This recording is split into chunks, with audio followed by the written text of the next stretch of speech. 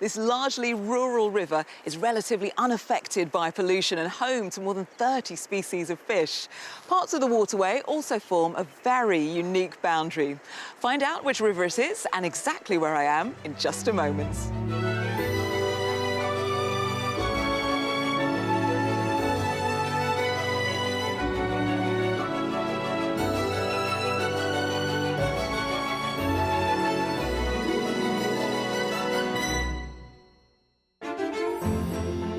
Today, our search for a country home scores full marks from him. 10 out of 10 so far. Oh, I like that. Yeah. Wow. And it also pulls on her heartstrings. Are you okay? Yeah. It's good when you find somewhere you love. We can start living. Today, we're in the southern Welsh borders and I'm on the River Wye, a site of special scientific interest and conservation.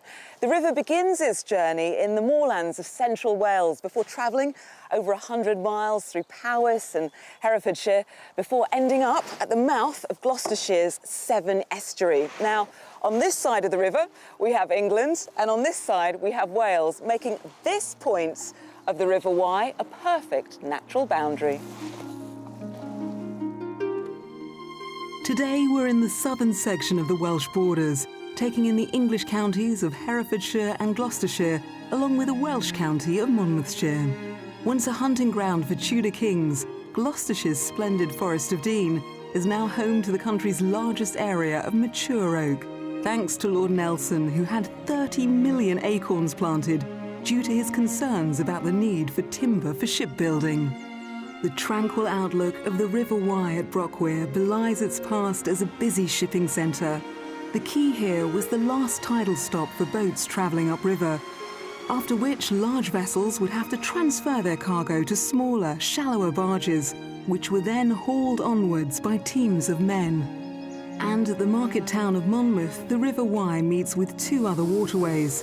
Over the River Monnow sits the only surviving fortified medieval bridge in Britain, built in the late 13th century, with a gatehouse added as part of the town's defences in the 14th century.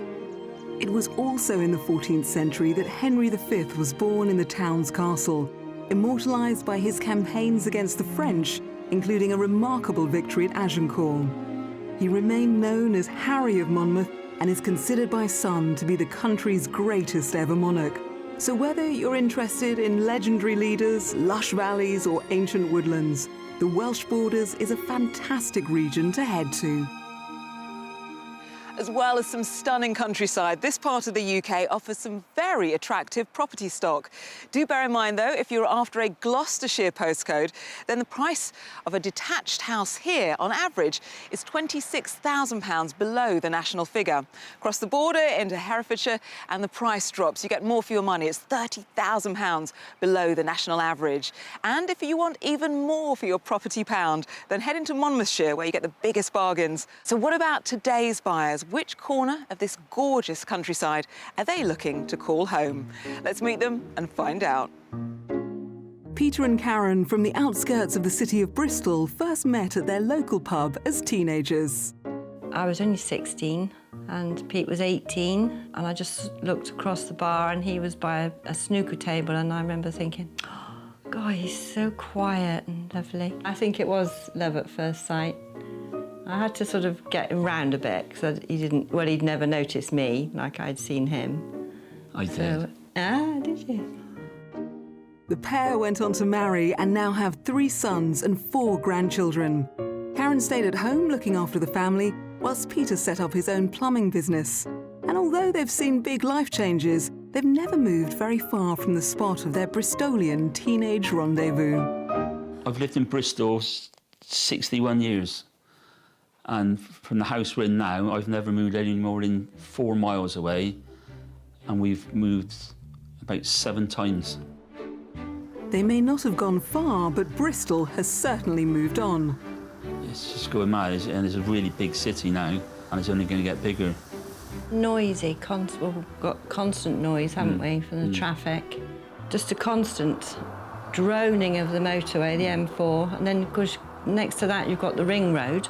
There's literally hundreds of cars isn't it? Come past here in the mornings. Peter is looking to cut down on his plumbing work, and they're both looking for a bit more peace and quiet. So they've decided to change the habit of a lifetime and finally move away from Bristol. The place we're looking to move to is the Welsh borders. And we really like Ross-on-Wye and sort of Monmouth way. It's got it all in a small area, and we can still come back and see our family. So it's just perfect, isn't it? We love the Welsh borders because we went to Ross-on-Wye last year on my 60th with our children and grandchildren. We've done kayaking down the River Wye, because if we do go there, we'll probably buy some kayaks, won't we? Yeah. As well as taking up kayaking, they're hoping for a new rural lease of life for their other interests. We've always cycled. We love it, absolutely love it. Every Sunday, we go out for about a 10 and 15 mile ride. Our cycle rides around here aren't very nice, are they really? So it'll be nice to go somewhere and do a different route. My main hobby is gardening, it always has been. I'm never happier than if I'm out pottering around. A very big part of my life, gardening. And I feel that we'll be able to design a new garden that we'll enjoy as much as this one, won't we? We're really excited about moving. The next chapter in our life, can't wait.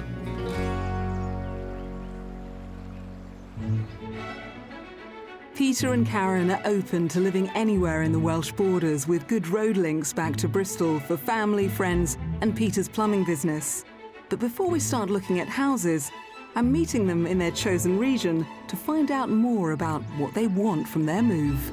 Karen, Peter, lovely to see you. Welcome to the southern Welsh borders. What attracted you to this gorgeous part of the world? It's just heaven on earth, but like 50 miles from where we're living now, so what could be better? It's part of our plan to downsize and start enjoying ourselves and doing something that we want to do.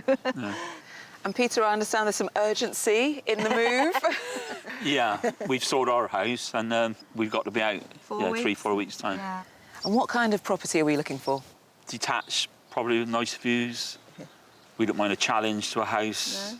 If we're busy doing something, then we're at our best, aren't we? Yeah. How many bedrooms would you like? 3. 3. Yeah. No more, no less. Yeah. So 3-bedroom property, maybe a bit of a project. Yeah. Yeah. Garden size, what would you like to see there? I'm looking at about an acre. If it's a blank canvas and I can do something with it, that would be all the better. And the style of property, is that important to you? We don't like brick-faced houses. No. And we don't like low ceilings, dark beams. Nothing where the floors are all wonky. We like character, but there again, we wouldn't mind a brand new house. Yeah, we're quite flexible, aren't we? And what about the views surrounding this property? How important are they? Very important. Yeah, very important. We live on top of a hill now, so we're used to views. And Peter, what about the commute? Because you're still going to be working? Yeah. Be travelling back to Bristol. And what kind of distance would you like? 40 to 50 miles. Yeah. And what's your budget for this move? Well, we can stretch to 500,000. Yeah. But if it needs some work doing, it's going to have to be like 450. We've only got a few weeks to get you moved, so let's get searching. Come on, let's not waste any time. For a maximum purchase price of £500,000, Karen and Peter would like a detached property with 3 bedrooms and a good-sized garden that's within commuting distance of Bristol. They'd like some views and are happy to take on some work if the price is right. We have 3 incredible houses lined up to show them, and at each they'll be guessing the asking price before I reveal it. The final tour will be our mystery house, which will give them a surprising twist to their wish list. We're starting our Welsh borders search in Llangaran, a small village in the English county of Herefordshire. The large village of Whitchurch is around a 6-mile drive away and has an historic inn serving food, as well as a village store with coffee shop. There's also a garden-themed cafe and an intriguing clock tower built in Victorian times by Amelia Panter to commemorate her siblings and serve the local community. But back in Llangaran, along from the church down a peaceful lane, is the house we've come to see. Karen, Peter, here we are, property 1. fabulous cottage, wrap-around garden. Initial thoughts? Very nice. Yeah. So far, Beautiful. so good. Yeah. 10 out of 10 so far. Oh, I like that. Yeah. Wow. 10 out of 10 so far? 10 out of 10. Yeah, come on. All right, let's get in there. You can't wait, can you? Thought to date from the early 1900s and built from local stone with a Welsh slate roof, the stable-style front door opens into a very welcoming, bright and airy kitchen. In you come. Is this how you would have your kitchen, this kind of... Yeah. Our kitchen is this colour, and the worktops are beautiful. Yeah. God, you wouldn't need to do a thing with it. This is our colours. Tiled floor is similar to what we've got in our kitchen. So you're feeling quite at home here? Yeah. Yeah. Can't fault it at all. The size is perfect. Yeah. It's homely, it's got character, it's just the right size.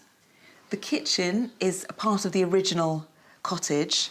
What we can see just behind the kitchen, the sunroom, that was added on by the current owner about 3 years ago. I know you love that light, Yeah, airy it's very feel. important, yeah. And then just to the left of the kitchen here, you've got an additional shower room, which the current owner put in, and also a boot room area, utility too. Peter, you gave the house a 10 out of 10 before we walked in. Are we still at a 10? Definitely, yeah. OK, great. Well, there's much more to see. Let me take you through to the living room next. Right. Yeah. Peter and Karen are feeling right at home already, and tucked under the stairs there's also a useful enclosed pantry, whilst next to the kitchen is the largest reception room. And this room wraps round into that sunroom. So you've got that kind of open plan, but then that feeling of this nice snug space to come in the evening. Yeah, it is. Look at the thick depths of the windows. Yeah. Garden hugs the house. Every window has a view. Really interesting. Either of your garden or the fields behind. So smiles all round. Yeah. Yeah. Well, there are parts of the property that could be a project for you, because I know you wanted that. So, yeah, we've thought of that too. See, if you move in and it's all up together, we'll probably be bored to tears. So if there is something that you're saying that we could do, which we don't know what it's going to be. Well, we'll get to the project in a moment, but before we do that, let's have a look upstairs. Yeah. Let me show you the 3 bedrooms that we've got to take a look at. Yeah. OK. Well, you can't do better than 10 out of 10. So let's see if we can retain those full marks as we head upstairs, where a family bathroom serves all 3 bedrooms, starting with a room to the rear of the property, large enough for a double bed, with a window to one side looking out towards rolling hills. To the front of the property, the smallest of the bedrooms is currently a nursery, which leaves the 3rd bedroom a large double. Yeah. Is that a good... Oh, Yeah. Yeah. Nice size. Yeah. 3 windows in here as well. it's filled with life. And you've got the views as well, which I know you were craving, Yeah. so... It's just got such a lovely feel about it. It's like move in, isn't it? Yeah. Yeah. So thumbs up all round. Yeah. Yeah. We're still at a 10. Yeah. Yeah. And I haven't even shown you that little project that you can work on as well. Yeah. Yeah. OK, let's head out into the garden. All right. All right. Heading out via the side door, it's possible to really appreciate that garden room outlook and the rear section of the mature wraparound garden. Backing onto open countryside, it totals just under 3/4 of an acre. Plus, I can now reveal this already top-scoring property comes with a bonus of 3 former stable blocks, 2 of which are ripe for refurbishment, and the 3rd which has been beautifully finished as a home office and music room. Oh, for goodness sake. Oh, my God, Pete. Well, you've got 3 outbuildings like this, but I thought with the other 2, you wanted that project. What could you turn the other 2 into? That could become bedrooms for family, friends, where they come to stay. shows what You know, it's lovely into. little places for the grandchildren to build up those wonderful memories. Wasn't expecting this. No. Oh, this is amazing. I have this quality in an outhouse, and look at that beam and the This is the ceiling. original beam. They've stripped back this cedar beam. This is absolutely fantastic. Yeah. It really is.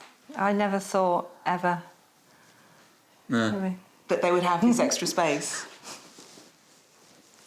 Are you okay? Yeah. Oh, Karen, it's okay. It's good when you find somewhere you love. We can start living. I ain't touching you, guys. Oh, okay. Right, I'm going to get tissues, and then let's talk about price, and then let's maybe grab a cuppa after that as well. Come on.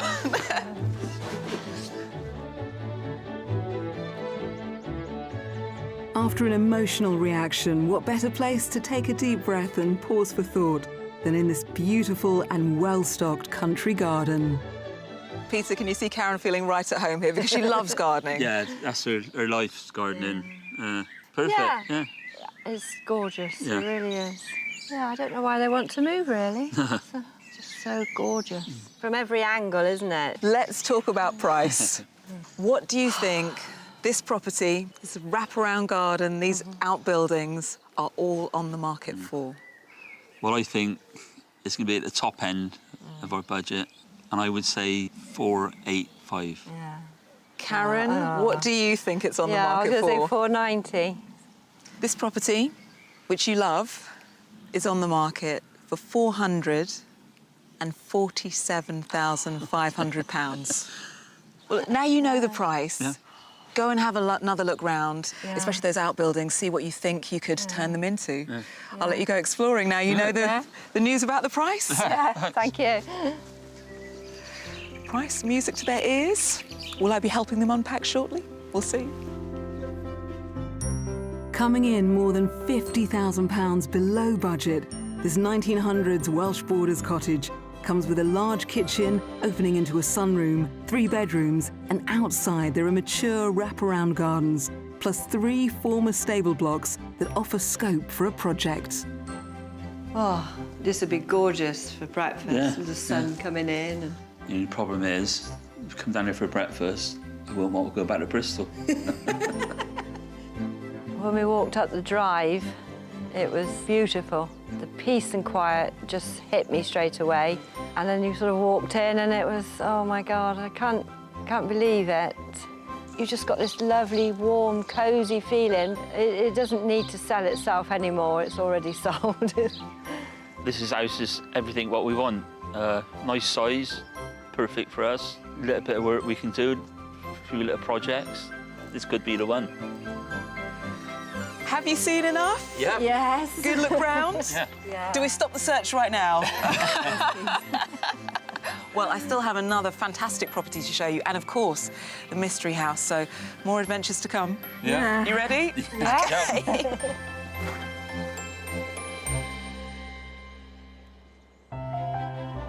The landscape of the Welsh Borders includes the verdant hills of Monmouthshire. This beautiful natural idyll, with its affordable property prices, has much to offer would-be escapees after a more rural lifestyle. Olwyn and Richard Vevers decided to move here from Gloucestershire 28 years ago, setting up a small sheep farming business in the foothills of the Black Mountains. As Peter and Karen are hoping to make their own move here soon, they have a few questions about what to expect. You've done exactly what we want to do. You're living our dream. How did you find the people, the local people, when you first came over? Were they friendly? I mean, the first year I was here, everybody local, whenever they saw me, it was, you know, how are you getting on? Are you liking it? You know, they were very keen that we should actually like the area. Because our 2 neighbouring farmers have been very helpful right from the start, so we find that useful. I mean, sometimes you had emergencies when Richard would be at work and something went wrong on the farm with the livestock. Well, all I had to do was lift the phone to my neighbour, and as soon as he'd finished milking, he'd be down here. And if he couldn't sort it, he'd be on the phone and another one of his friends from the next farm would come. Sheep farming is on the rise in Wales once more, with a record 10 million sheep now in the country, more than 3 times the human population. Olwyn and Richard's small grassland holding has just 40. Their speciality is breeds producing naturally coloured wool, which they sell to hand spinners and felt makers. What type of sheep have you got? Mostly in this field I've got Corriedales, but I've got a blue-faced Leicester cross and a Romney sheep. It's normally a white breed of sheep, but they have some recessive coloured lambs sometimes, so you can breed all sorts of different colours. Olwyn chose Corriedales, a breed that originated in the Antipodes, for their particularly fine fleeces in a variety of naturally occurring colours. They also lamb relatively easily, an important factor for these novice sheep farmers. The lambs are small compared to the size of the ewe when they're born, so they come out really nice and easily. Neighbouring farmer Nick Wellington takes on the job of shearing Richard and Olwen's flock.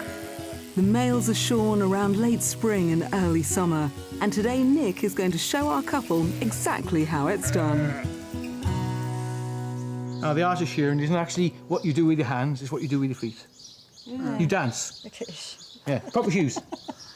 That's what they're especially made for. So I don't actually bottom your feet if shoes are flat. But if you look at this one, round so you can, I can rock. That's the idea of them. Each sheep produces up to 3 kilos of wool a year. The females are shorn in December. The plan isn't to dye their wool, so this is when the coats are usually at their cleanest. Olwen picks the fleeces over for vegetable matter before folding them up. There's a routine way, always fold them in the same way. It's always you roll the sides in, and then you fetch the other side over, and you can feel the lovely grease in there. You just can't believe that's just come from the sheep. Yeah. And it's sort of ready, isn't it? Much of the fleece is sold, but Olwen saves some to craft beautiful pieces, including rugs, bags and toys. Well, it's clever stuff, isn't it? Yeah. Sheep, they eat grass and they make lovely soft wool. Yeah. It seems Karen and Peter may be dyed-in-the-wool converts to life in the Welsh borders. So let's turn our attention back to their property search. We're heading over to Wales and the village of Llandegford in Monmouthshire. The small town of Usk, with a range of shops and services, is a 6-mile drive away. Sitting across a river of the same name, Usk is thought to mean abounding in fish, a fact attested to by some of the local drinking establishments. But back on the outskirts of Llandegford, in a quiet valley setting, we find our second house.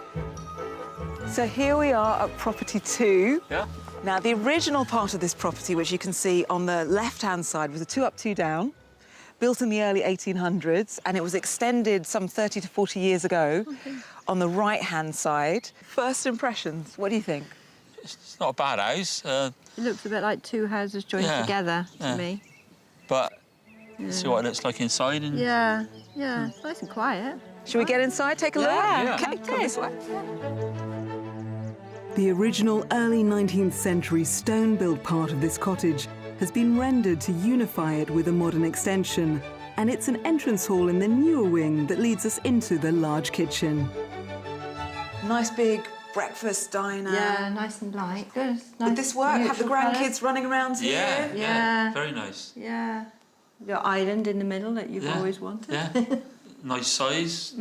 A kitchen's always a communal area in Yeah. our house, so this is good because you'd have the table there as well, wouldn't you, to sit down? And you love your garden, so that opening up onto the garden would work? Yeah, lovely. Great. Well, more of the house to see. Follow me. Next to the kitchen, there's a handy washroom and utility space, whilst back across the hall in the older part of the home, we find a welcoming reception room. So this was the part that was built in the early 1800s. Cosy, or cosy and warm. Yeah, it's kept. It looks like it's just been done. Yeah, the whole house has been refurbished in the last 4 years. So it's all been painted, decorated, new wiring's gone in. You've got your lovely wood burner. Again, yeah. I could picture us in here, can you? It doesn't do it for me. It just doesn't do it. Yeah, it's just personal preference, isn't it? Well, there's still more of the house to see, and we've got the garden space to explore as well. So, Pete, if I let you lead the way, let's head upstairs. Karen's clearly not yet convinced, but this home does offer everything on their wish list. Upstairs, the 3-bedroomed accommodation is served by a family bathroom with freestanding bathtub and separate shower, and an outlook over fields. The first of the guest bedrooms is large enough for a double and has 2 windows on one aspect and a third on another. There's also a smaller guest bedroom which makes the most of the space. Then along a generous landing, we find the 3rd and largest bedroom, which could be Peter and Karen's. And then into the master bedroom, which has fantastic views. You can literally wake up, look out and watch the sheep grazing first thing in the morning.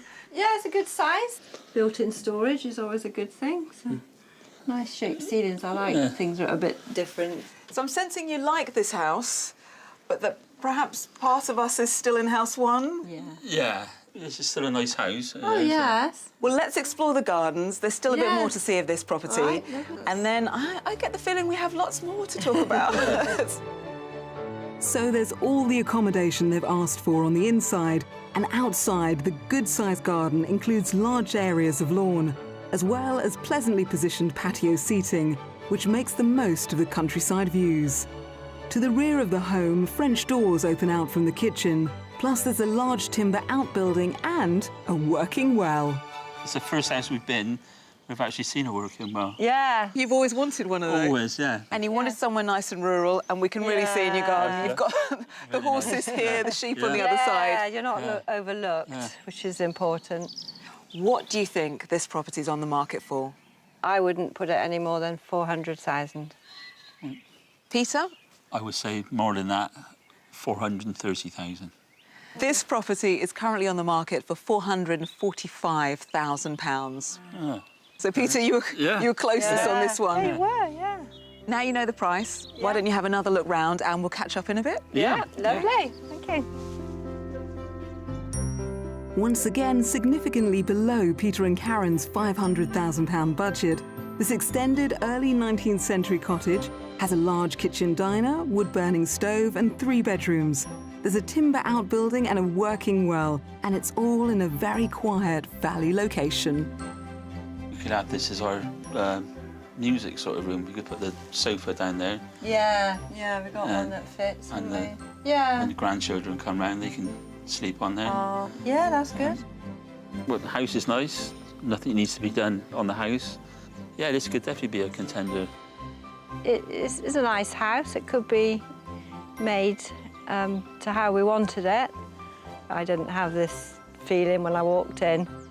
Seeing this has cemented really how we need to go back to the other property. We fell in love with the first property. Well, property 2 offering lots, but I still think property 1's on their minds. Hello. You've had a good look round the whole property now in the gardens. Yeah. And we've still got, at the end of day 1, we've got the mystery house to go in the morning. And I feel we've got lots to talk about, haven't we? Yeah. Lots to sleep on tonight and think about. Yeah. Refreshed for tomorrow. Looking forward to the mystery house. Can't imagine what it's going to be. Well, tomorrow is another day. Yeah, I think so.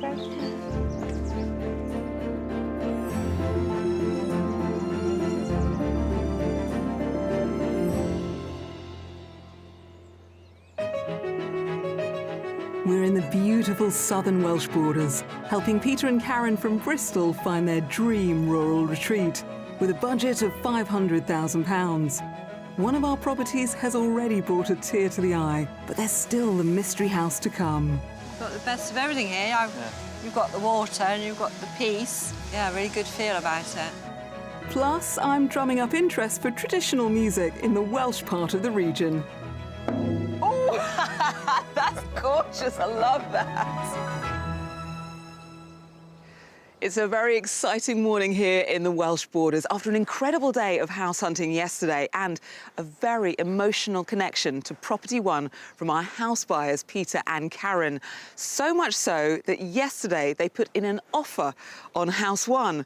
So where does that leave us today with a mystery house? Well, that offer has yet to be accepted, so there's everything to play for. So what do you think you're going to see in the mystery house today? I think it's going to be something that needs work doing. And I can imagine it be run down a little bit. No, something more newish, or because we haven't seen anything that's really new, have we? No. So Peter, you're thinking it could be a ruin, and Karen, you're thinking it could be totally brand new. Yeah. Okay. Yeah, funny that. It's a mystery. Yeah. Our mystery offering is in the Monmouthshire village of Whitebrook. Located along a pretty waterway, as well as providing the village with a name, until the 19th century, this was the source of an intensive water-powered milling industry. In the early 1700s, it became really famous for its paper mills. In fact, the church, the Holy Trinity Church, which we passed, was built in 1835 to serve the mill community. It's an area of outstanding natural beauty, not far from the River Wye. Got a lovely fine dining restaurant on what would be your doorstep, because this is the village that is home to the Mystery House. We've never been here before. Never, ever, have we? We've just never gone on this road. So, yeah. This little path here is the path that leads towards the Mystery House. Yeah, come this way.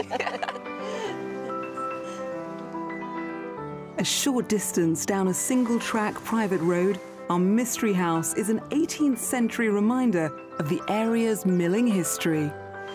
It's a former water mill, lovely sound of running water. Yeah. Total seclusion here. Yeah. Looks interesting. So pretty. You've got the best of everything here. You've got the water and you've got the peace. Yeah, really good feel about it. Yeah, I got a good feel about it. Yeah, can't wait to see what's up there. Well, let's not waste any time. Let's get straight in. Lovely. Built in the 1700s, the conversion to a home was completed in 2013. Arranged over a total of 4 floors, double doors on the ground floor lead into the kitchen diner. Then the floor above is dedicated to the main reception room, which we're reaching via stone stairs on the outside of the building to start our tour. So in you come. Different, yeah. It looks like a picture on there with those I know, every window looks like the view outside's been painted. It's so gorgeous. Yeah. And the room size? Perfect. Yeah. Perfect, Yeah. Didn't expect this from the Not sure, no. outside to walk into the lounge. Peter, could you imagine sitting here in the evening in front of your wood burner? Definitely. It takes a bit of getting used to, doesn't it? Because it's so different. It's a bit of a shock, really, when you come in. And... Well, let's see more. Let's Yeah. head down to the kitchen. The ground floor can be accessed straight from the driveway via double doors, but we're taking the internal stairs down into the country kitchen diner. Oh, that's lovely. Yeah, that is beautiful. Yeah, I like this. Nice farmhouse table for you to gather the clan around. I've said it before, Yeah. this is 10 out of 10. Yeah. So when you're cooking away or first thing in the morning making that cuppa, and then you've got the doors out and there's the water. Yeah. The thing I love most about this room is you can hear the sound of the water. Yeah. The only thing I could probably be a bit worried about, there's no downstairs toilet. Well, you've got a plumber on hand. I think I know a very good plumber that might be able to sort that for you. Yeah. 10 out of 10 so far, and we've only seen 2 of your 4 floors. Let me show you the way to the rest of the house. Lovely. The 3-bedroomed accommodation is arranged over the top 2 floors. On the uppermost floor is a large attic bedroom with ensuite bathroom. On the floor below this, there's the family bathroom, next to which there's the smallest bedroom, currently used as a study, whilst Peter and Karen might choose to use the 3rd and largest bedroom as their own. And into what could be your master bedroom. Yeah. Lovely view, first thing in the morning on one side, and then to your garden on the other. Yeah, very nice. Our bedroom furniture would go right in there, wouldn't it? Flows really well. Yeah, it's good. I think the rooms are very big, aren't they? Which is nice. I don't know. It's a beautiful place, but it feels more like something you go and spend a week's holiday or something. Well, let's explore more. And of course, the garden, which I know is a particular interest to you. Yeah. And we've also got to talk price. Yeah. So, let me show you the way. Lovely. Some very positive reactions from both Peter and Karen to aspects of this home's interior. But I've yet to show them the gardens, which, arranged over 2 levels, include a stream, a wooded backdrop, as well as a raised stone sun terrace, timber outbuilding and areas of lawn. Karen, I'm thinking this could be a real project for you. Yeah, this definitely will be a project. Lots of scope for what we can do. Yes. I mean, I've always wanted a natural wildflower garden. I would definitely do that here. Time to talk about price. What do you think this property and these gardens are on the market for? Well, I think is 465,000. That's what I was going to say. I will go 460. Okay. Well, this mystery house is currently on the market for 480,000. Good job, I went lower then. And a lot of house for your money. Yeah, it is a lot. Why don't you have another look round? Now you know what the property is on the market for. Okay. And, well, we've got a lot to talk about later. Yeah, lovely. Okay. Once again, leaving £50,000 to spare in their budget, this 18th century mill conversion could give Peter and Karen a stunning and spacious country kitchen, a further generous reception room, and 3 bedrooms, including an ensuite. It's in a peaceful waterside location, which is part of an area of outstanding natural beauty. Can't fault a house, lovely property. I would still give it 10 out of 10. It's done beautifully. Neutral colours, woodwork's amazing in there. The kitchen's gorgeous. I love the house. It's got character, love the garden, but to me, I just think it's too big for us. A property with bags of character, a bit of a project with a garden, maybe a flight of stairs too many, maybe. Hi! Have you really had a good look round now? Yeah. Is it time for a cup of tea or a glass of wine, maybe? Yeah, sounds good. Yeah. And a bit of a chat about where we go from here? Yeah, Okay. lovely.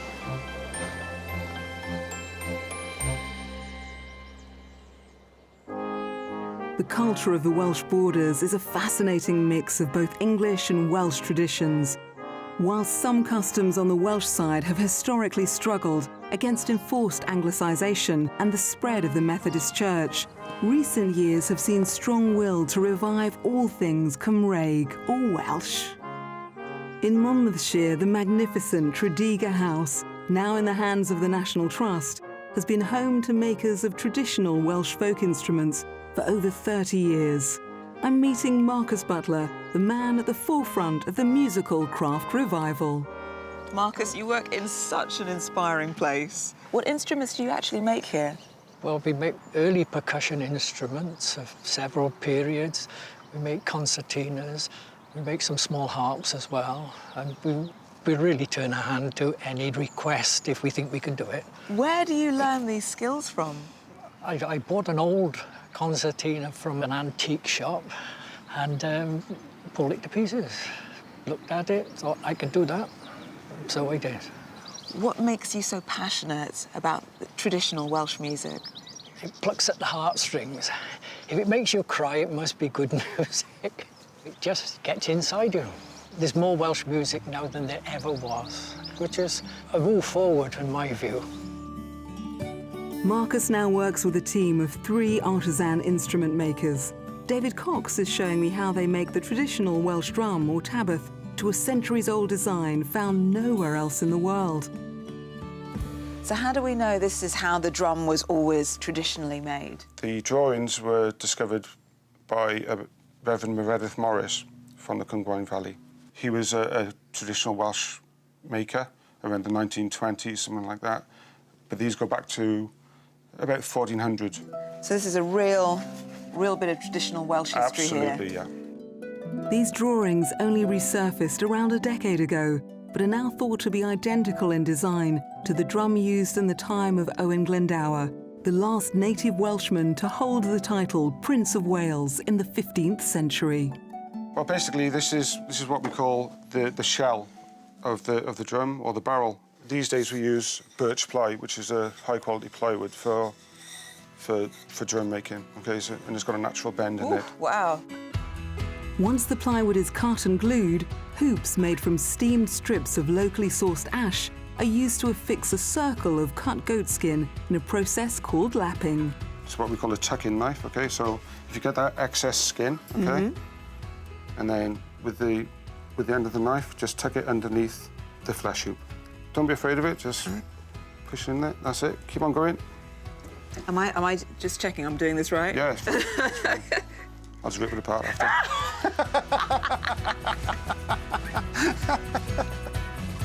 These drums are double-skinned, meaning there's a drumming surface on both the top and the bottom. It takes around 2 days to complete a drum. The larger the size, the deeper the pitch. This one will sell for around £250, with musicians from all corners of the globe seeking out its resonant tone. It's probably the the sort of natural earthy sound that you get from these type of skins.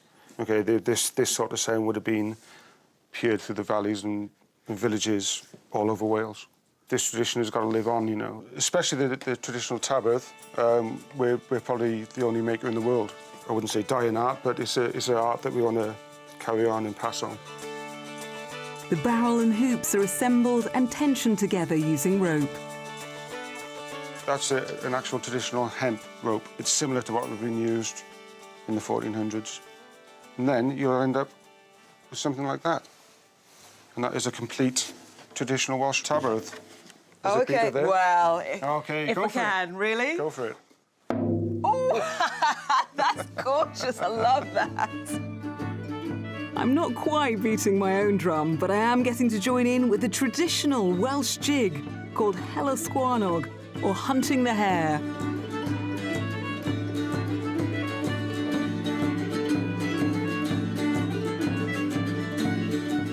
Now to see if any of our houses are singing from the same song sheet as Karen and Peter's property wish list, here in the Welsh Borders. Well, now Karen and Peter have seen all our properties, and with our offer in on House 1, I just cannot wait to find out the latest news.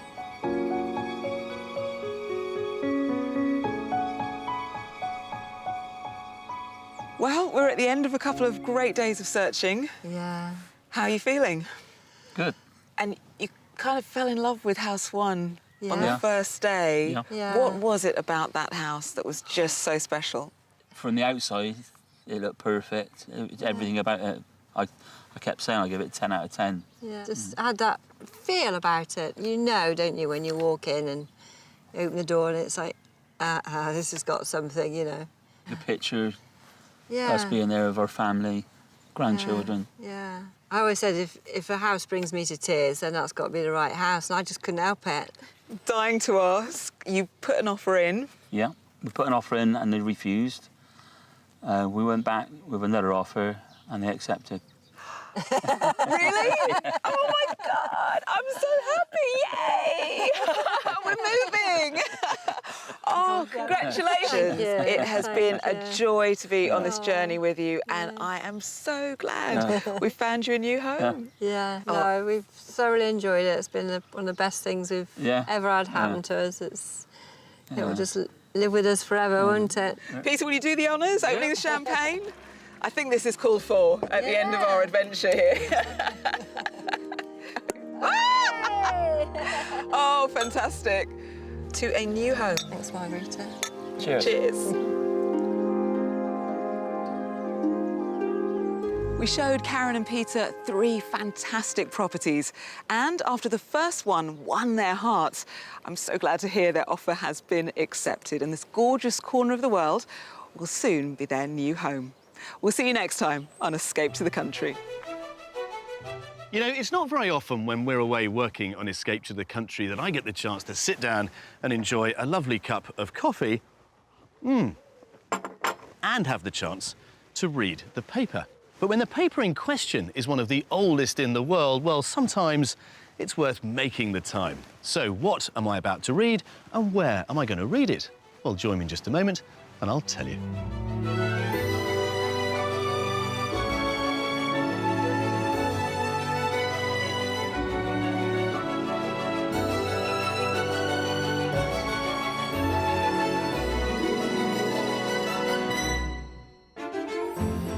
Today, love is in the air as we search for one young couple's happy ever after. Yeah, I love that. It's really cute, isn't it? Yeah, it's quite cosy actually. I like the exposed timber. I thought you were going to say it was cute as well. And we've got more than one reason to celebrate. There you are, look. Complete with brand new bottle of champagne just to tempt you. Well, today we are in South Worcestershire, home of Barrow's Worcester Journal, one of the oldest newspapers still in print anywhere in the world. Now, the paper started out life back in 1690. Then it was called the Worcester Postman. But in 1748, one Harvey Barrow bought it, and it's been Barrow's Worcester Journal ever since. They've kept a record of every single edition they've ever printed. This beautiful bound volume contains everything from 1815. And if you know your history, well, you may recall that it was in 1815, of course, that Wellington famously beat Napoleon at the Battle of Waterloo. And here is the entry, the glorious defeat of Bonaparte. Now, of course, the paper's archives aren't just a fascinating insight into the highs and lows of British history. They're also a great way of understanding just what makes Worcestershire so fascinating, both past and present. If you want to get a real flavour for what this county has to offer, then a trawl through these is a really good place to start. In England's heartland, sitting in the West Midlands, is the county of Worcestershire. Carpeted in lush farmland, including 1,000 acres of vivid fields of flowers grown for confetti, the region has the magnificent Malvern Hills running through it and the neighbouring counties of Herefordshire and Gloucestershire. Described as a mountain range in miniature, the 8-mile ridge features some of the oldest rocks in Britain. In its foothills is the spa town of Great Malvern, a conservation area recognising the splendid architecture and history of the area. Another architectural delight is the county town of Worcester, which proudly boasts a resplendent cathedral. Towering majestically over the River Severn, it dates back to 1084, and the beautiful building which transcends many centuries of styles once graced the reverse of the £20 note. A far more contemporary statement in the town is the golden honeycomb-clad library, known as the Hive, which was opened by Her Majesty the Queen in 2012 and holds the archives of Barrow's Worcester Journal. So, with its historic towns, along with lovely villages teeming with thatched cottages or whitewashed beamed homes, and superb scenic landscapes, Worcestershire is a perfect choice for any country escape. Now, when it comes to the cost of property, the average price of a detached home here in Worcestershire is currently just £11,000 below the national figure. So it's not a place where they're exactly giving it away, but you may take heart from the fact that property here is still some £37,000 cheaper on average than it is in neighbouring Gloucestershire, just across the southern border. Now, this is information that may well be familiar to today's buyers, because guess what? They currently live in Worcestershire, but what they don't have is a slice of rural life to go with it. And that, of course, is where we come in. It was love at first sight 2.5 years ago when theatre school owner Joe and software engineer Mike from the Worcestershire town of Redditch met on a blind date. And life's been a whirlwind ever since. We just hit it off straight away. You know, we spent the whole night talking and... I actually called one of my friends on the way home and I said, he's the man I'm going to marry. And I was right. Last weekend, we got engaged. Yeah, so I whisked her off on a trip to Rome, proposed at the Villa Borghese Gardens, and she said yes, which is fantastic. Home is Joe's 3-storey townhouse, but they've now decided it's time to leave the urban area and make their first joint property purchase in the countryside of South Worcestershire.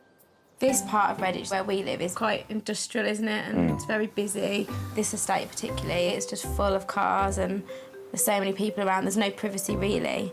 We're very ready to settle down now and we just want to find a beautiful family home, you know, where we can have children, and I'm desperate to get a dog. We both want a dog, don't we? I want to be able to walk my dog and just be somewhere lovely and come home from the craziness of our lives and just be able to kind of look out the window and think, oh yeah, just somewhere peaceful. And with Mike's commute to work in Gloucester taking up to an hour and a half each way, they're hoping to move somewhere that gives them more quality time at home. I leave the house at 6:30, 7 o'clock in the morning and get back very late as well, and you've got a manic life, so it'd be nice if we could spend more time together really, and even if it's half an hour closer to work, that's still an hour you get back every day, which, you know, is quite important to us. And they won't have a problem filling their extended leisure time. We're both very kind of fitness people. We love to go to the gym and we love to train and keep fit. So I think probably spend more time like running where we are instead of running out in the Redditch estates. While Mike continues to work in Gloucester, Jo's hoping to bring her work to a new country location. My company puts on projects for children, so we do singing, dance and acting, so it's my whole life. So wherever we move to, it'd be great if we have the local children kind of be involved, so we became more part of the community as well. So now that Jo has said yes, and with plans to rent out their current home, they're looking forward to exciting times ahead in a new country pad. We'll adapt quite easy to country life, so I think we're already there well. mentally, I think, because we spend so much time in the country because we're going out to those places, but we obviously just are coming back here at the moment, so I don't even think there is an adaptation period. No. We're just there. We're ready. Joe and Mike have asked us to concentrate our search towards the south of Worcestershire, so Mike is within half an hour's drive of his work in Gloucester. And before we begin our house hunt, I'm meeting the happy couple to make sure I'm up to speed on their property requirements. Hello, Joe. Hello. Hi. Nice to see you. Nice Hello, to meet you. Mike. How you doing? Good to see you. Now, at this point, it's traditional for me to welcome you to the county of your choice, but you already live in Worcestershire, don't you? That's right, yeah. We haven't Not travelled far far. But we are looking for a very different kind of lifestyle in rural Worcestershire. Yes. That's the idea, isn't it? Yeah. Right, yeah. So a move and a marriage are both on the horizon, and your first home together. Yeah, very exciting. Yeah. Hoping to start a family in the next couple of years as well, so... You've got your work cut out, mate, haven't you? Yeah. And in terms of the property that you are thinking about, paint a picture for me, Mike, as to what we're after. Well, I think we're looking for something with a bit of character, at the same time not overlooked. An open fireplace would be lovely, a pretty view, somewhere we could maybe get a dog and walk the dog. Yeah. We just want to kind of be somewhere a little bit more beautiful and where we can enjoy life a little bit more. So give us an idea of location. I think we're quite open, really, aren't we? We like the fact that some places can be quite rural and, you know, pretty, but then it's nice to be near a community and be able to maybe whiz back into a bit of a busier place where we want to shop and I mean, socialise. somewhere with a bit of social scene as well. Let's get down to the specifics. For example, how many bedrooms do you think you need? 2 to 3 Yeah, would be the great start, I think 3 would be ideal, but if we found somewhere that had 2 bedrooms with the potential to extend and you know, get 3 bedrooms out of it, then I think that'd be okay as well. Yeah. So give us an idea how much you're going to spend on this then. Maximum 300. So £300,000, a marriage to prepare for, a big move to be had. We're open to options, and ideally in Worcestershire, but within half an hour of Gloucestershire, so we may, in fact, hop over the border a bit. Oh, Yes. okay. That's what I'm thinking, to make that work for you. Okay. I think we should go house hunting. Yeah. Let's go. Yeah. For their budget of £300,000, Joe and Mike are looking for a characterful home with room to accommodate a growing family. They want 2 to 3 bedrooms, and location-wise, they'd like to be in a beautiful setting within an active community and not too far from Mike's work in Gloucester. We found a diverse trio of properties to tempt Joe and Mike, but they'll only find out each one's cost after they've completed the tour. And I'm hoping our final visit to the mystery house is spot on for our young couple. It's full of history, but bang up to date.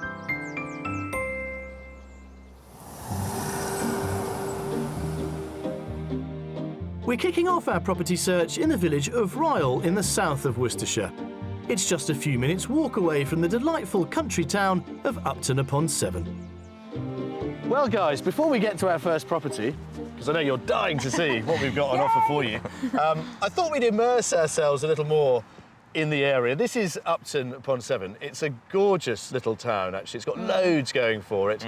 And, of course, it has the marina, which is lovely. So if you fancy a bit of water sports in your new life, this is where you would come to explore the river and all that it can offer you. I think wherever you end up living, it's really important to have somewhere that's really close by, that's got a really vibrant community about it. So this is a scene setter, if you will. Okay. But our first property is in a tiny little village, about 5 minutes that way. Okay. The varied selection of independent shops in Upton are topped with historic 17th century architecture, and there are pubs and eateries galore. There's also the Grand White Lion Hotel, which featured in author Henry Fielding's 18th century novel, The History of Tom Jones. Less than a mile away in Ryle is this whitewashed detached cottage. So guys, as promised, there it is, house number 1. Wow. Very cool. Yeah? Very pretty. The real selling point for this one is its proximity to Upton-upon-Severn. Yeah. But also for you, Mike, Gloucester, 35 minutes into the heart of Gloucester. So there's a lot on your doorstep, and that's what I like about this one. It's been added to over the years and extended, particularly at the back. I like it because I think it gives you the opportunity to really give it some personality. Yeah, I really like it. It's a really pretty country cottage. I like how close it is to Upton. And, yeah, it's detached, so, yeah, very happy so far. Mike? Good size, yeah, which is exactly what we're looking for, somewhere where we can grow, so yeah. Come on, let's have a look. Okay. The oldest part of this cottage dates back to the late 19th century, But the property benefits from extra space that the modern extensions have created. Moving inside, a small hallway leads us into a charming reception room. Come on through, grab the door, Mike. From this corner, you get the idea, you've also got this little dining space through there, off of your main living room. Yeah, I love that. It's really cute, isn't it? Yeah, it's quite cosy actually. I like the exposed timber. I thought you were going to say it was cute as well. I mean, you could just remove that wall, to be perfectly honest, and open the whole thing up. More open plan. I think straight away I'd just want to lay a lovely wooden floor. Ah, yeah, I think that would make nice. it a little bit classy and cottagey. Keep your thinking caps on. OK. Let's see what you make of the kitchen.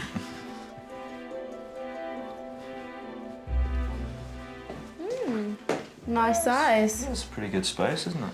It's handy because it's square. Yeah. But we talked about knocking a wall through in the living room. Ah. How about doing something similar with this wall, because it leads on into this conservatory? And potentially creating a really nice kitchen diner. Yeah, that would be big. Which would mean you could also use the dining room and the lounge as a study area then. There you go. Yeah. Yeah, we want something we can, you know, get our teeth into as well, because that's what's exciting, is what we're going to do with it, you know, how we're going to make it ours, and you could definitely do that here. Yeah, there's plenty of options. Let's go upstairs and see what you think of that. The stairway takes us upstairs to a long, narrow landing, off which there are 3 bedrooms. So the smallest of the bedrooms is in there. Okay. Probably take a small double, to be honest. That's your family bathroom, main bathroom. And then this one would be yours, because it's the biggest of the lot. And it also benefits from the addition of a dormer, which is pushed out to create this squarer room. The old roofline is just in the wall there. Oh, yeah. And the other bedrooms reflect that. What do you think about the upstairs space then, Mike? I think there's a reasonable amount of space. Probably like a little bit more. Yeah, it's reasonable, isn't it? It's a reasonable sized master. And at the end of the day, you know, most of your time is going to be down there. Yeah, which is, of course, is the most important areas, which the downstairs areas are really good. So let's have a think about the price then. Let's go to the garden. OK.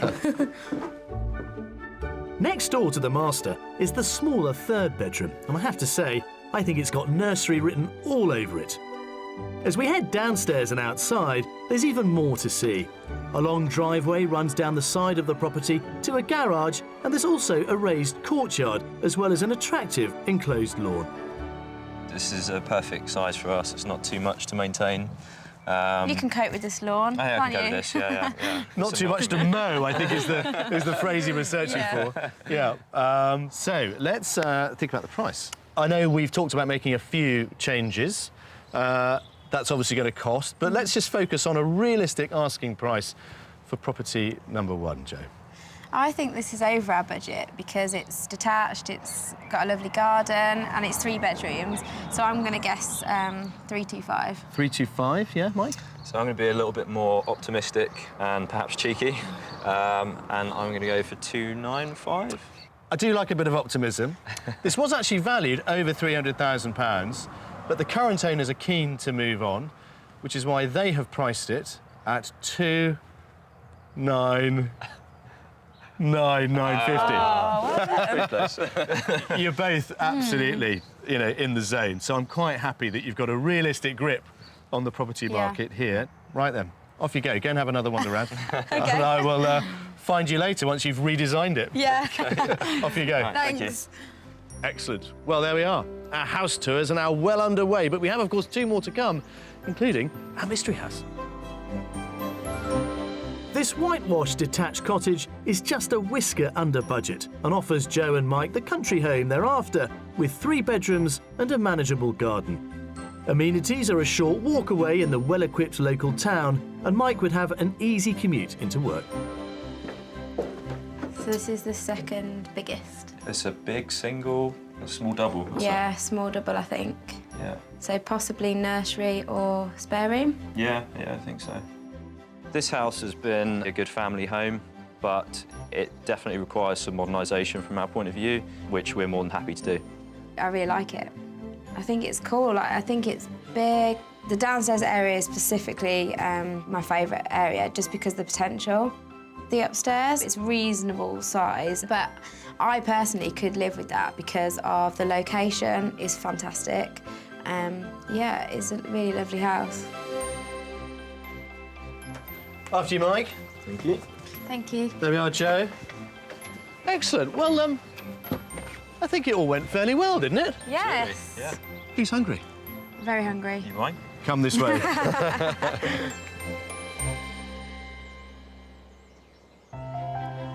Already residents of northeast Worcestershire, Joe and Mike are looking forward to heading further south in the county where a more tranquil country life awaits.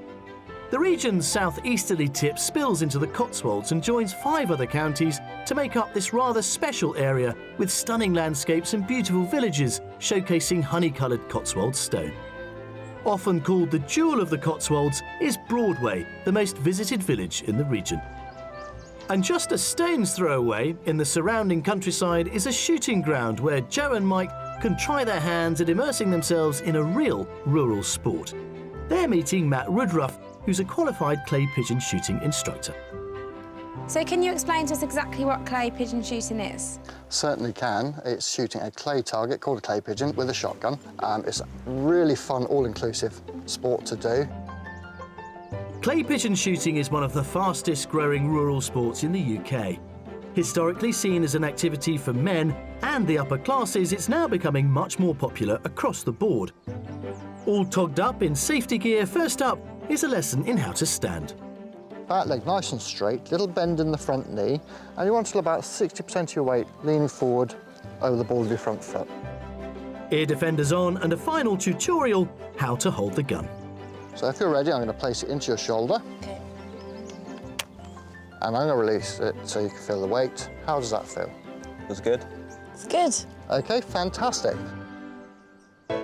Until 1921, live pigeon competitions were held before they were made illegal in the UK and clay targets were introduced. They come in different sizes and simulate the flight of game birds. Today, Joe and Mike will be aiming at an 11-centimetre disc. Start with the shotgun, in line with the trap, above the hills. I'm going to lock onto that clay, move with it. Yep. When it pauses, you're going to squeeze the trigger for me. OK. OK. Pull. Here it comes. Follow him up. Wait till he pauses. Perfect. The target is fired out of a trap, and if the shooter is successful, it's said that they've had a hit. Pull. Here it comes. Follow him up. Wait. Good shot. Really well done. Yay. Fantastic. With around 450 registered shooting grounds across the country and a clay pigeon shooting association with around 25,000 members at all levels, there's an opportunity for everyone to have a go at this exhilarating country pursuit. Yay! Brilliant shot. Really well done. What did you think? Did you enjoy it? Yeah, it's a lot of fun. Loved it. Brilliant. Would it something you'd do again? Yeah, I think we would definitely do it, wouldn't we? Yeah, It'd be great fun. Yeah. Brilliant. Well, I hope to see you both again and happy house hunting. Thank you. Okay. Thanks a lot. Bye-bye. Bye. Bye-bye. Let's just hope that one of our 3 houses hits the target.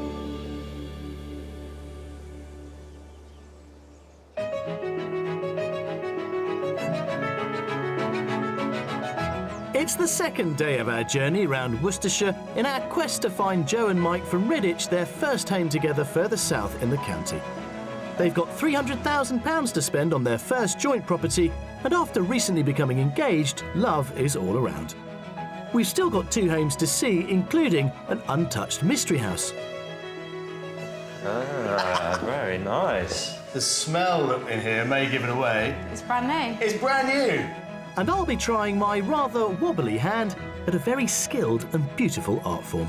See, look, my hand is shaking. There we are. Hey! Not bad. It's all right, isn't it? Well, with 2 more properties to come, our final day of house hunting here with Mike and Joe is all set to be an extremely busy one. We will, of course, eventually reveal our mystery house, which I think is as slick and as crisp as they are. But first, a cosy cottage packed full of country charm. The only thing is, it's not exactly in Worcestershire. For our next stop, we're crossing the county border into Gloucestershire and travelling to the village of South Cerney. It's a 40-minute drive from Mike's work in Gloucester, has a river running through it, and is home to a post office and 3 pubs. Houses here display the warm hues of Cotswold stone, with the Grade 1 listed Church of All Hallows a particularly attractive example. In the heart of the village is our second offering. Access down a lane and through a gate leading to its garden, where it can be appreciated in all its glory. Grab the door, Mike. Hopefully now it is becoming obvious as to why I walked you down a seemingly random lane and took you through a random door to get you into this lovely little courtyard to look at that. Very cool. Oh, that's pretty, isn't it? Yeah, it's brilliant. Sweet. It is sweet. It's a slice of the Cotswolds. I love the fact that it's Cotswold stone as well. That is what this area is famous for, even down to, you know, the slates on the roof. I mean, And the famous green door. you've got to have one of those. You've got to have one of those. So, happy? Yes.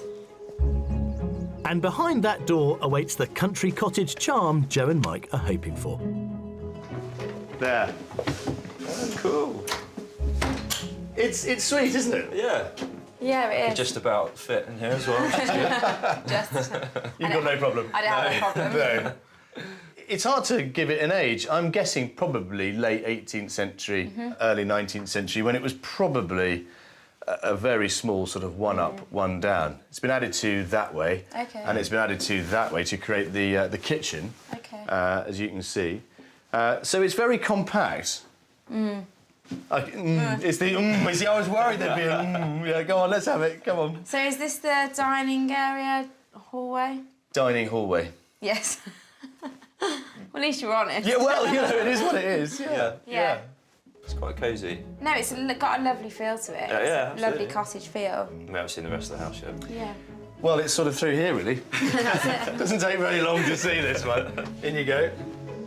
Next door and down a couple of steps is the living room, which completes our tour of the ground floor. Very cosy. Very cosy, yeah. Yeah? Yeah. It's nice, isn't it? I think it's just down to what we decide we would compromise on and what we won't. So, you know, if we decide we want to be in an area and this was the area, that would be the compromise, wouldn't it? Yeah, I think it'd be more about the area than the space, I guess. That's why I'm prepared to take more of a gamble on what we're showing you, because we're not looking for your forever home. No, it is the first home. So we have to remember that as well, I think. Yeah.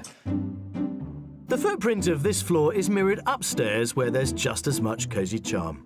There's a contemporary bathroom alongside 2 bedrooms, one perfect to welcome a new addition to the family, and there's a larger master next door.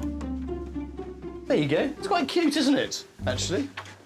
It's lovely. It's really Yeah, nice. it's nice. I think they've made quite a good use of space in here as well, with, you know, having cupboards set back into the walls and... Yes. I think it's definitely on the smaller end of what I consider small to be. This is further away from where home is at the moment, so when we do have children having the moms over to help out, maybe, you know, it's going to be difficult to accommodate that here. I think these are all very good considerations, but price might swing it. Yeah. Oh, are you setting us up for this? Maybe, maybe. Right, let's go out to the garden. Outside, we're back where we started in the garden, which features both a patio and a bordered lawn. It's a nice little garden, actually, you know. It's a nice, secluded container garden, this. I think it's gorgeous, actually. It's not particularly overlooked, even though we've got properties around us. It's quiet. It's very mature as well. Would think, yeah, a nice little sun trap, actually. So, let's think about the price, then, Mike. OK, I'm going to go 270. 270, yeah. Joe? I could go either side of that for different reasons, but I'm going to go lower, and I'm going to say 235. Oh, even Mike gasped there. 235 plays 270. OK, Mike, your instincts were right. This is on the market for £265,000, but open to some very sensible offers. OK. That would be handy with the wedding coming up. Yeah. It would be very handy. It would certainly make a big dent in the wedding bill, wouldn't That's it? right, yeah. Right then, have a quick look around and I'll find you very shortly. Lovely. Okay. Off Thank you go. Jules.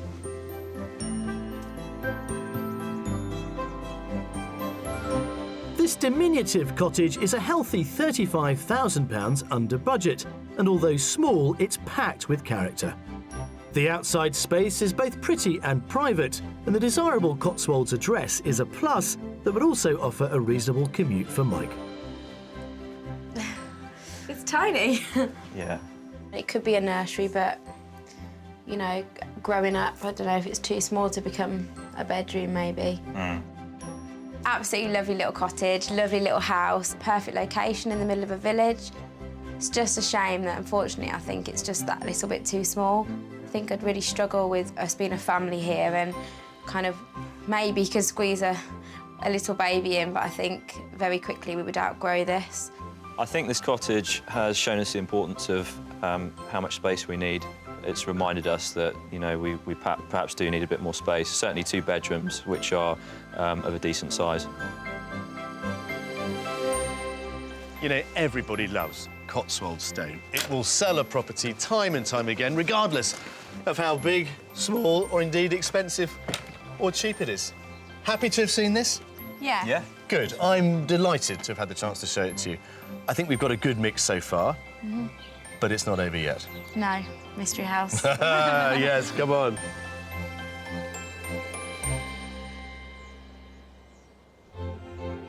In the heart of Worcestershire is its county town, Worcester, home to the eponymous Royal Worcester porcelain.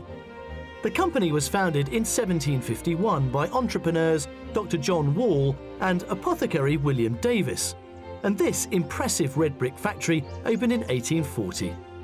It produced some of the finest porcelain in the country, some of it for royalty, and after 38 years was awarded a prestigious royal warrant. After more than 2.5 centuries in business, the factory closed its doors in 2008 and the brand was bought by another revered porcelain manufacturer.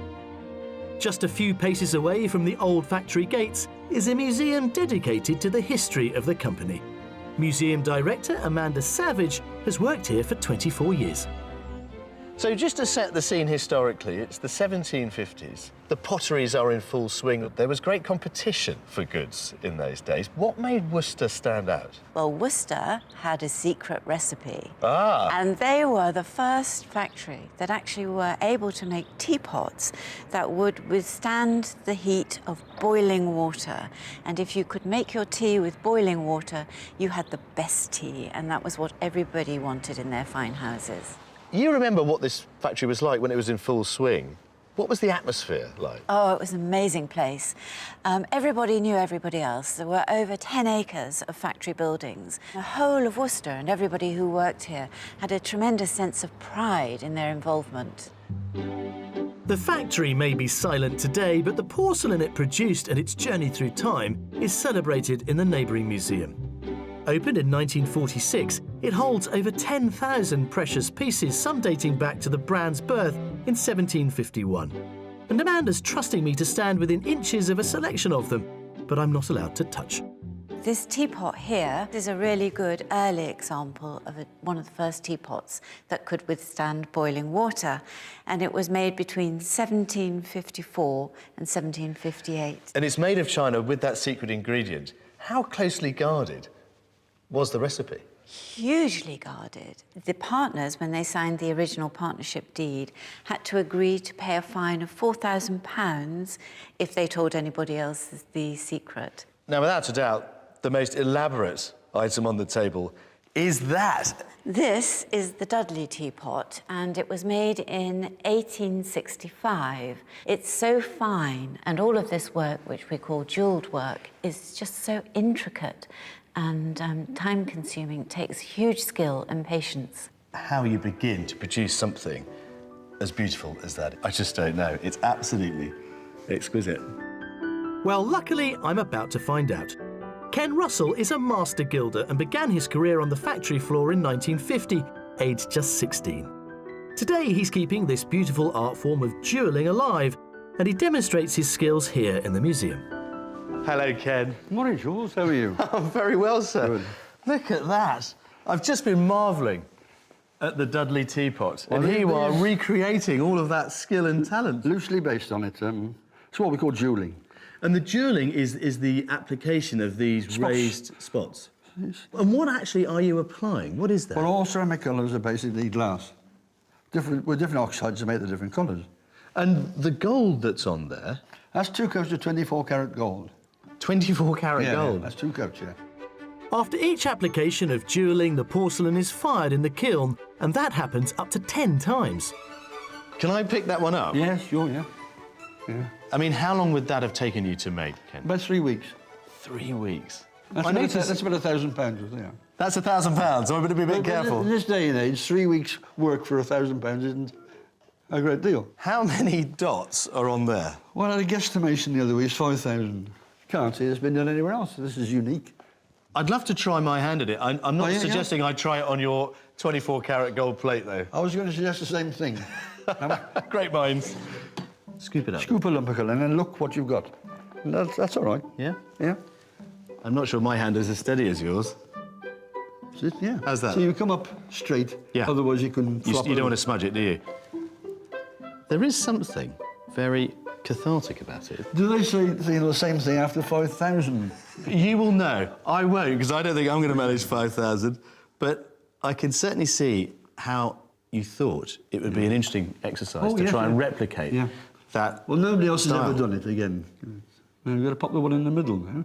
Now that, presumably, you do by eye. Yeah. See, look, my hand is shaking. There we are. Hey! That's not bad. It's all right, isn't it? Yeah. Just a few more thousand to do, mate.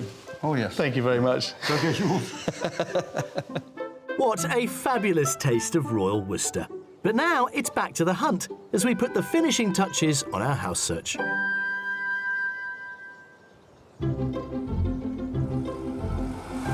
So, guys, you know what is coming next? Yeah, mystery house. What do you think it might be, Mike? I'm going to go for a barn conversion.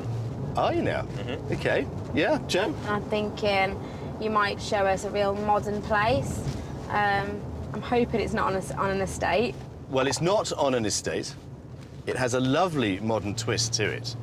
And, well, your husband-to-be might not be so far off the mark. Interesting. Yeah. Okay. Isn't it? Well, you can wait. keep guessing, because we've got a few miles to travel.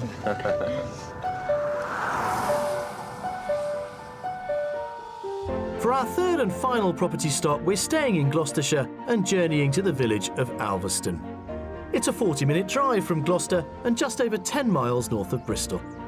3 miles away is the handsome market town of Thornbury, where the streets are lined with a good selection of eateries and independent shops, offering both essential amenities and artisan products. Thornbury is graced with striking architecture. St Mary's Church dates back to the 12th century and is the town's oldest surviving building. Neighbouring Thornbury Castle, which began life in 1511, is now a Grade 1 listed building and a luxury hotel. Just a 10-minute drive away and we're in Alveston, where our mystery house is about to be unveiled. Well, we did have a bit of a drive to get here. But I think it was worth it, because not only have we found our mystery house right there, we've also found some very welcome sunshine. Oh, it's lovely here. There you go. That is what is on offer. So this is the barn conversion. This is the barn conversion. You were absolutely right, mate. Well done. It's been done absolutely beautifully. What do you think? It looks perfect from the outside. It's a really interesting proposition, this one. Why it's the mystery house? Well, that will become perfectly obvious once we get inside. Okay. But you don't need a paintbrush with this one. Fab. Yeah, come and have a look. This gorgeous stone barn was a stable and a hayloft in its previous life and has only recently been converted. So if Joe and Mike decide this is the home for them, they'll be its first inhabitants. We're entering straight into the open-plan living area. Ah, very nice. Yeah? Wow. That's a nice finish. With exposed timbers. Yes. Nice character. And if you haven't already noticed, the smell in here may give it away. It's brand new. Exactly, brand spanking This new. is very you, isn't it? It is, yeah. Mike likes clean lines. Come and have a look at this. I mean, just to spoil you. There you are, look. Never used. Complete with brand new bottle of champagne just to tempt you. The kitchen's got a nice country feel, actually, isn't it? Yeah. So I think we all love the finish down here. No surprise that continues upstairs. It's just lovely. Come and have a look. You can tell I'm excited about this one, can't you? And there is plenty to be excited about, because the luxurious feel and attention to detail certainly continues up on the first floor. That's bedroom 2, we'll say. That's the very slick bathroom. Nice. Yeah, isn't hers sinks? And then this is currently set up as the master. I mean, they furnished it to sell it, so it's furnished in a fairly minimal sort of way. Yeah. You know, they've really thought about it. These conservation skylights are lovely, giving you some views out there towards the River Severn. Could you see yourselves in here? Because I can see you here. Yeah, definitely, so. Yeah, it's definitely that nice mix of new and old, I think. And there's nothing to do. I know, it's just a move-in job, isn't it? Yeah. OK. Let's go and finish off outside. There's a bit of garden to show you, and then we'll talk about the dreaded question of price. The back door leads to a real slice of rural life, where the outside space is surrounded by beautiful countryside views in every direction. There's also hard standing for 2 cars on a driveway created from the hayloft's original flooring. The garden, this is yours, dedicated to you. They haven't done anything with this because they're not sure what the new owners are going to want, so that really is sort of up to you. So that's it, really. There is nothing more to say. What do you think?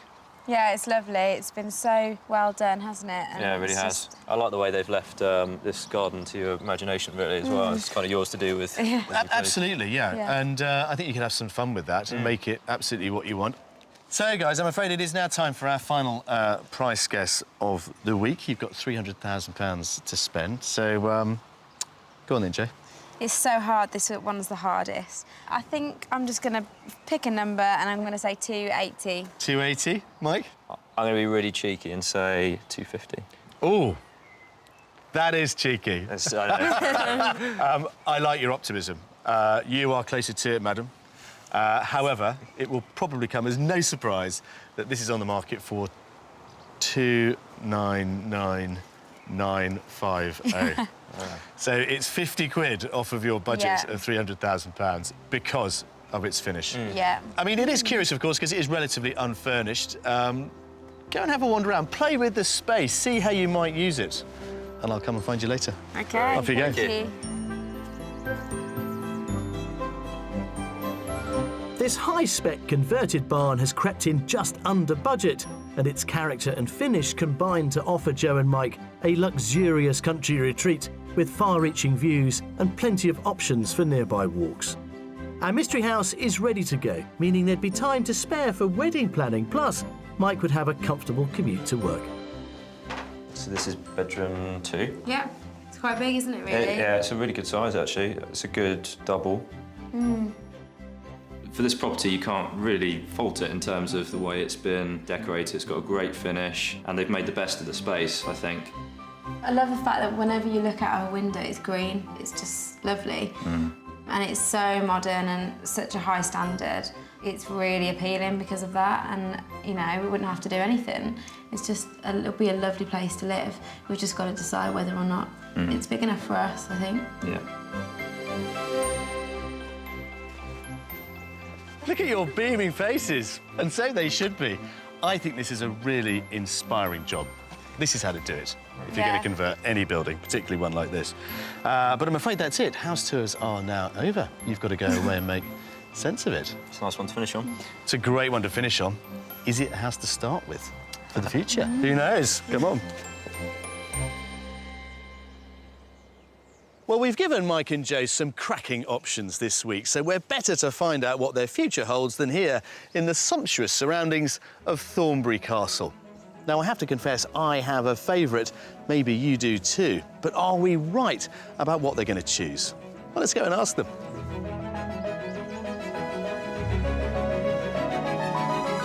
Hello, Joe. Hello. Hello, Mike. Hello. Well, we gave you 3, I think, quite different but equally viable options. So, what have you decided upon, Mike? We kind of looked at all 3 of them, and I think we decided that the best choice for us would be the first one. Ah, that's very interesting. Yeah. So, come on then, explain yourself, Joe. I think that the last house is just so beautifully done, and if we could input that style and renovate and create that in the first house, we would have a pretty amazing house. because the first property's got such a great location. It's so close for Mike. It's not that far for me to get home. It is a bit tired, but it has got space there, and there's space to extend, and it's a bit of a project. So, yeah, I think we're considering maybe putting an offer in on that one. Really? Seriously? Yes. That response has absolutely thrown me. I was convinced you would go for the mystery house, hook, line and sinker, but I have to say, I do like your thinking. So it's up to the pond 7, here we come. Yeah. That's right, yeah. Wow, you've astounded me. And that's a good thing, that's a good thing. And I do think you've put the right amount of thought into it. I'm delighted to think that you've made all the right decisions. Brilliant. So when might this offer be going in? I think we're going to have a little bit of a further chat tonight on what our offer might be, and then hopefully maybe tomorrow morning we'll give them a call. Brilliant, guys. Well, I'm going to celebrate with a cup of tea. And look, tuck into those. And a macaroon. And a macaroon. Cheers. Best of luck. Cheers.